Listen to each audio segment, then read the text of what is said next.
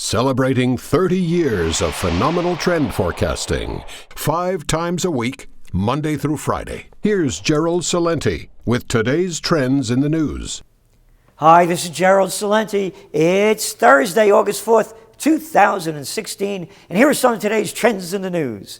Well, the big news is it's Thursday, TrendsJournal Day. That's right, your summer trends journal delivered to you today. And what a trends journal it was. Hey, yesterday you got a trend alert. Today you get the trends journal. People power, another great Anthony Freda illustration. Yep, it's the new world order ready to happen if you order it. And what else we have there? Well, an update of all of our top trends for 2016, a mid-year update. The last world war, and boy, are we getting close to that one. Global recession, human waves, the presidential reality show, and what a show it is. A freak show from start to maybe the finish. And as we said earlier, the time has never been better for a third party. We'll see how it disrupts this election or if anything happens with it. You'll find out more about boomers turning 70. Big market sector. They're talking about it now in the mainstream media, and we've been talking about it for quite some time now. Artful aging. And on a sad note, just found out that my dear friend Stanley Blum, Meet the Blums, they have it on Trends TV. Yeah, he just passed on last night. So may his soul rest in peace. Artful aging, he was the perfect example, he and his wife June. We have a video of them. We were 95 years old. He just passed on as 97. So, he created a new life when he was 80, and he rocked right into the end. Self-sustainability. Go back to the Brexit, and you'll see what we were talking about. We were talking about it before that. It's an opportunity for nations to become their own selves, create their own future, rather than move toward globalization. Golden opportunities, all those opportunities that are ready there for the on-trendpreneurs. Insights, observations, and it goes on and on and on. Again, let us know what you think of it. We try to do our very best to give you history before it happens, and it happens, we believe, in this Trends Journal. And what else do we have? Well, the markets today. What happened over there in Asia? Everything's a little bit up. Everything's up a little bit everywhere. Happy days are almost here again. We'll find out tomorrow. Friday, all the markets are waiting. What are the job numbers going to look like? Will they be up? Will they be down? Will they be better than expectations or below expectations? So we don't expect too much. But anyway, the market's basically flat. Everything moved up just a little bit except oil. And you know the reason oil moved up. It moved up on the news of... Warning, bullshit alert. Didn't move up for any reason at all. And of course, gold ticked up just a little bit. So the big news, of course, is the Bank of England cut its rates and more stimulus. Yeah, everything that's failed before, let's do more of it. I'm sure it'll help a lot. And it did. Stock markets in London and Europe rallied at the Bank of England's BOE stimulus news. Yep. And it was more than expected. And they're also going to do, as with the stimulus, not only government bond buying, but corporate bond buying. So let's make this very clear. It's called the merger of state and corporate powers. It's called fascism. Central banks involved with private organizations buying the banks with your money. Because we'll pay for it one way or another.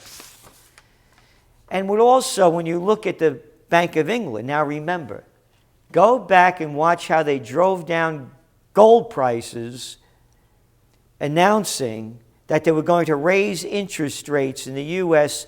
4 times, in 2016. Well, here we are in August, and they raised them 0 times. That's right, only raised them 1 time in 10 years, and that was back in December, a lousy 25 basis points. The point that I'm making, you just saw what happened with Japan. More stimulus, kept the rates in negative territory. Australia, boom, lowered their interest rates to keep propping up that phony bubble of a stock market, because lower interest rates are not going to have the Chinese buy more raw materials from Australia that they're not selling them. It's not going to improve the mining sector, which is a big part of their exports, but it'll keep the Ponzi scheme going. The point that I'm making is the Fed cannot raise interest rates with all these other countries either lowering them or keeping them as low as they go. So what happens? Look at the emerging markets. Remember what I said about them. They borrowed all this cheap money when the Fed had their quantitative easing program and the dollar was cheap. And if the rates go up, the dollar gets stronger, their currencies go down. And with commodity prices soft and they're selling less of it, they're not in such good shape. And they have a lot of debt to pay back, and they're selling less of what they used to and getting paid less for it. What does this mean? It means emerging market activity is ticking up because they don't believe the Fed is going to raise rates. Interesting to look at and interesting to understand. On to some other news. Goldsmith is considering filing for bankruptcy. Goldsmith International, the retailer of golf clothing and equipment, is considering filing for bankruptcy as it looks for a new owner, 150-store chain at Austin, Texas. Millennials aren't playing golf. TrendsJournal subscribers know this. We've been talking about this a long time. Been writing about it for a couple of years. Millennials aren't doing much of anything that has sport activity. It's more a virtual world, and they're caught up in it. They're not playing golf, they're playing Pokemon Go. Yep, handheld, not holding a club. And another important element, you know the story. The millennials are burdened with debt. $1.3 trillion worth of college debt for those that went there. They have jobs that stink. They can't buy their houses. Home ownership rates now are at 51-year lows. In the millennial category, the lowest since they've been keeping record. Yet think they're going to play golf and belong to join expensive clubs. And then finally, there's no climbing up that corporate ladder anymore. When I was a young man, that's what people used to do. Yep, in order to get up that corporate ladder, you go out on the links and you take your client out there. Them days are gone. And so too is Goldsmith going away. HSBC profits fall 40% in difficult conditions. That's called a recovery. Over there in India, big change happening. They just had some vote. Tax shift to reshape how India does business. Very important. They used to have taxes different in all the different regions, cities, and now they're making one package. It's only in its early stages, but it's going to drive more traffic there, make it easier for other companies to do business there, particularly multinationals. I would suggest you watch this trend very closely. This is going to come as a shock to you, so sit down, just take it easy. Federal Reserve fines Goldman Sachs $36 million in document leak. The action, which has forced Goldman Sachs to pay a $36 million penalty, stemmed from an incident in 2014 when a Goldman Sachs banker took confidential information from the Federal Reserve Bank of New York. The leak, after all, originated at the Federal Reserve Bank of New York with one of its own employees, and the Goldman Sachs banker who received the confidential information was a former New York Fed employee himself. You think the game is rigged.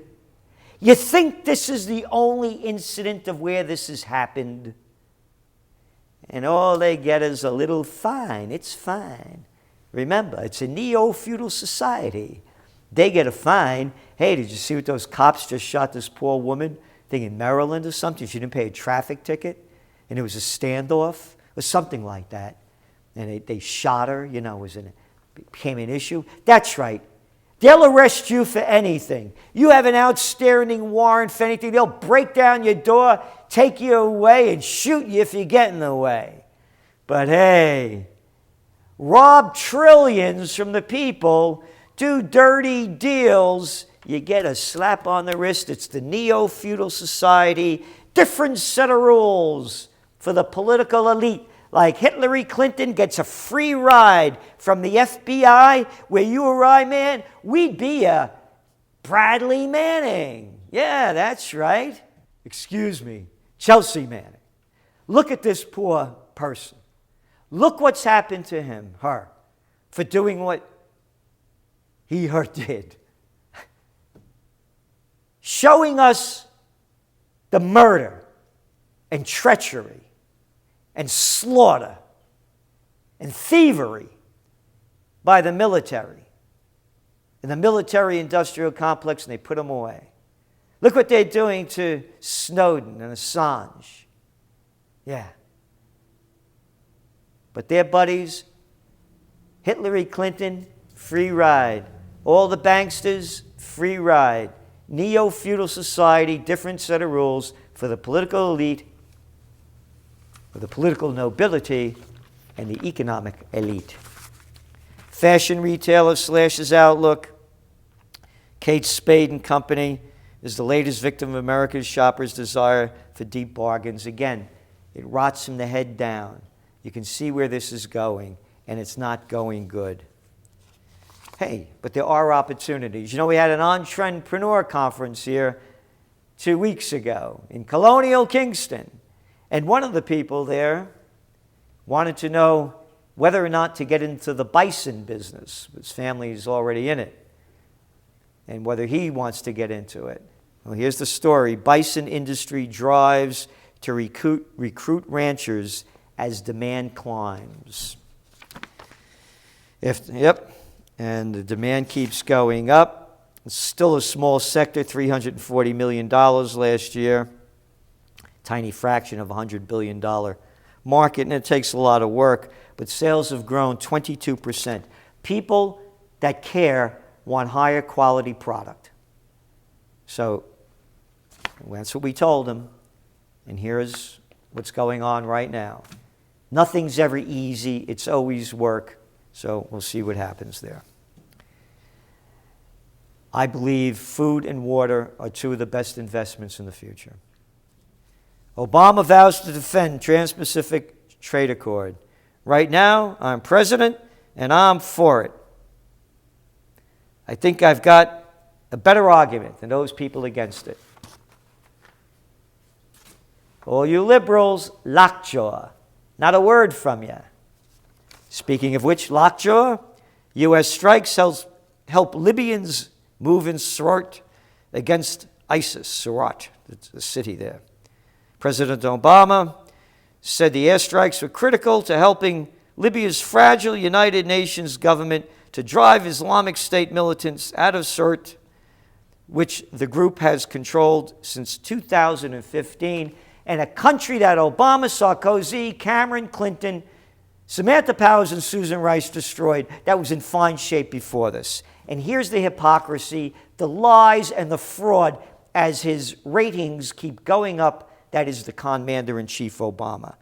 Calling the strikes necessary to protect American national security interests. The president promised that the air campaign would continue as long as necessary. Yeah, how many times have you heard this?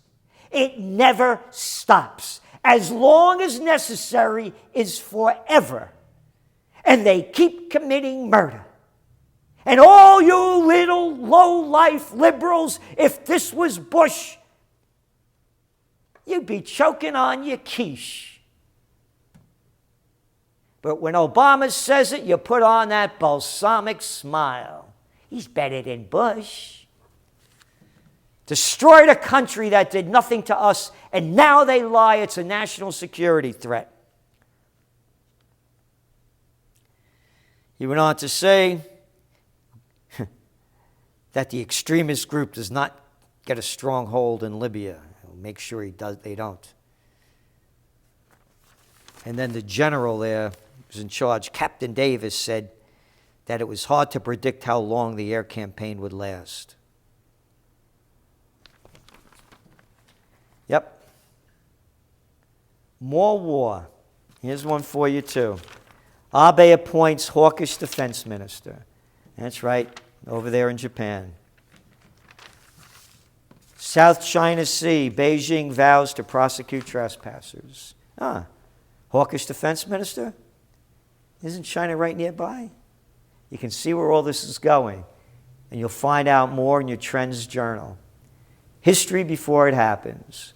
This is Gerald Celente, and that's some of today's trends in the news.